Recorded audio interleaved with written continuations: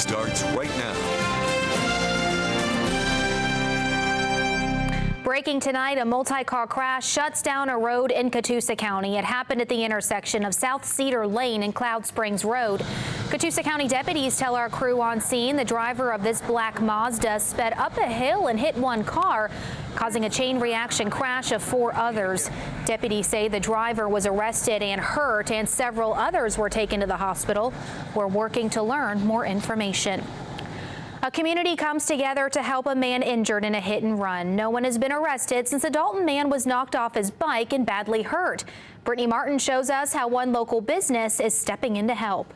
On a day when Mel's Diner would normally be closed, It's gonna be hot, and I just made it. That is okay. Mel herself is cooking for a cause. It's all for this guy. Sweet tea.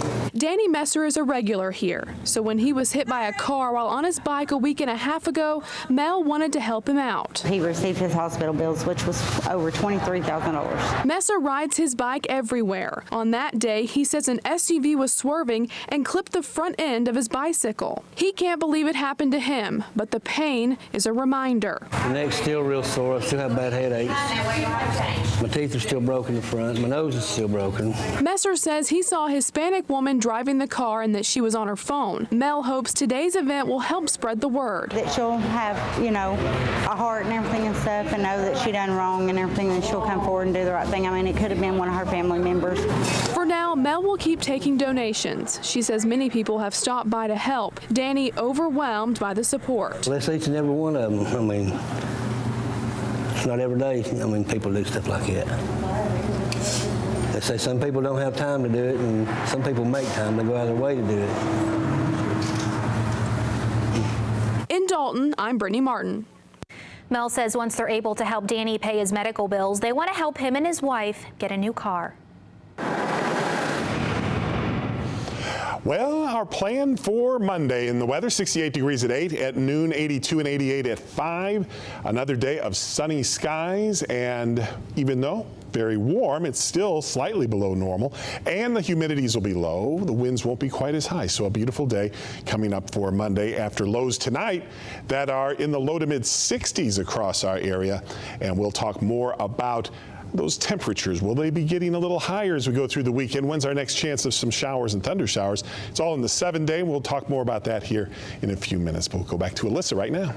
Bill, thank you. A man dies in an early morning shooting in Chattanooga. Police say DeMarcus Collins died after being shot on the 1600 block of Kelly Street around 4 this morning.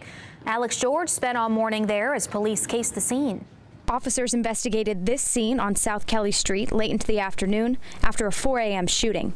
Evidence markers line the area where Chattanooga police say someone shot DeMarcus Collins. 24-year-old Collins died at the hospital. We went door to door to talk to neighbors, but many would not speak on camera. They told us they didn't hear anything abnormal. One neighbor says he sees police in the neighborhood all the time, and this type of scene is nothing compared to what he's seen before. Were you scared? Today, no. There's a lot of crime. Including this shooting, more than half of Chattanooga's shootings in 2017 have happened in June and July. In Chattanooga, Alex George, News Channel 9. And Chattanooga police say there is still no suspect information at this time. Chattanooga firefighters battled a house fire early this morning. This is a photo taken by firefighters while on scene. It happened on the 3300 block of 3rd Avenue. Firefighters say no one was living in the house at the time, and the cause is under investigation. A wanted fugitive, deputies say, who led them on a brief chase on I-75 yesterday, is facing a slew of new charges tonight in Bradley County. The sheriff's office says Travick Grissom was on the county's top 10 most wanted list on counts of auto theft, evading arrest, and modification of a vehicle tag.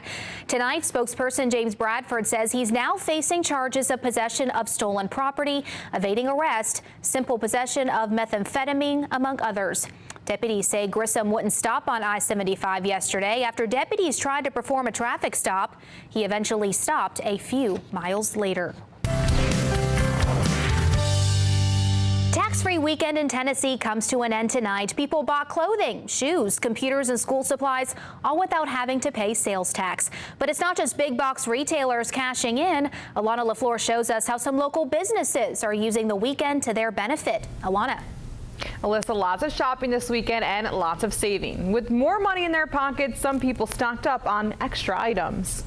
Notebooks, crayons. Parents and students stocked up on the usual during tax-free weekend in Tennessee. But shoppers like Grace Green also filled their carts with items excluded from the special deal. Let me see, I got some quilt for my daughter. Green has an 8-year-old and an 18-year-old. With all the savings on tax-free clothes, shoes, and school supplies, Green can finally get the other things she needs. My daughter is going to college, freshman in college at MTSU, and she needs some stuff for her dorm, which is really going to be expensive. So I took advantage of today's tax-free weekend to save a little bit of, money. Other stores like Rock Creek took tax-free weekend to the next level. The tax-free on everything has definitely been a huge drawing factor for customers. From kayaks to tents to pullovers, everything inside here was tax-free. Tax-free on everything was new for this year. We decided that we wanted to expand what the state of Tennessee was offering. The store's assistant manager says its total tax-free offering boosted traffic and made customers happy, but it may mean some challenges on the back end of business. Especially with the volume of products that we've sold, there's definitely some bit of money that Rock Creek has had to put in to kind of cover those extra taxes, but hopefully the extra traffic that we've had in the store kind of helped to offset that. Rock Creek says this week's full tax-free weekend was so successful, they'll likely do it again next year. Alyssa. Alana, thank you. This year, Georgia did not have a tax-free weekend. Retailers we talked to say they saw customers from as far away as Florida taking advantage of the deal. Chattanooga's former top cop and his department are speaking out following President Trump's comments on Friday to law enforcement. President Trump spoke in New York Friday on violent crime, illegal immigration, and his promise to eliminate the gang MS-13 and shared this message to police. And when you see these towns and when you see these thugs being thrown into the back of a paddy wagon, you just see them thrown in, rough. I said, please don't be too nice. That statement, law enforcement across the nation sharing their thoughts on his comments, including the Chattanooga Police Department. In a statement posted to social media on behalf of Acting Chief David Roddy, part of it reads to his officers, quote, other statements in the national news were made that are not supportive of our oaths. I ask you to continue to perform your duties as you always have, in accordance with state and federal law, in compliance with the policies of the Chattanooga Police Department, and supportive of your own character and integrity. And CPD former Chief Fred Fletcher also sharing his thoughts on Twitter in response by saying, quote, proud of Chattanooga PD Acting Chief David Roddy. He is a strong man of deep character. You can read CPD's full statement on our website. That's newschannel9.com.